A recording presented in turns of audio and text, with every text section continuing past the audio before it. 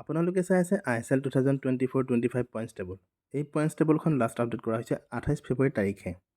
27 ফেব্ৰুৱাৰী তাৰিখে পাঞ্জাৱ FC আৰু FC গোৱাৰ মাজত খেল আছিলে আৰু এই খেলখনত FC গোৱাই পাঞ্জাৱ FC 1-0 গ'লৰ ব্যৱধানত হৰুৱায়। সেয়েহে আজিৰ পইণ্টছ টেবুল এনেধৰণৰ। 1 নম্বৰত আছে মোহন বাগান, 22 মেচ খেলিছে 52 পইণ্ট। 2 নম্বৰত আছে FC গোৱা, 22 মেচ খেলিছে 45 পইণ্ট। 3 নম্বৰত আছে বেংগালুৰু, 22 মেচ খেলিছে 37 পইণ্ট। 4 নম্বৰত আছে জামছেদপুৰ, 21 মেচ খেলিছে 37 পইণ্ট। 5 নম্বৰত আছে নৰ্থ ইষ্ট ইউনাইটেড, 22 মেচ খেলিছে 32 পইণ্ট। 6 নম্বৰত আছে মুম্বাই চিটি, 21 মেচ খেলিছে 32 পইণ্ট।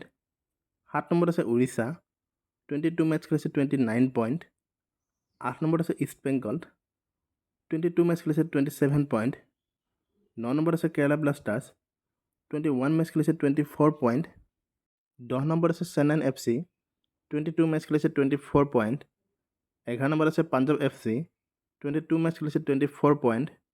12 নম্বৰত আছে হায়দৰাবাদ, 22 মেচ খেলিছে 17 পইণ্ট। আৰু 13 নম্বৰত আছে মহম্মদান, 21 মেচ খেলিছে 11 পইণ্ট। এই পইণ্টছ টেবুলখন লাষ্ট আপডেট কৰা হৈছে 28 ফেব্ৰুৱাৰী তাৰিখে। ভিডিঅ'টো ভাল লাগিলে সকলোৱে লাইক শ্বেয়াৰ কৰি দিব।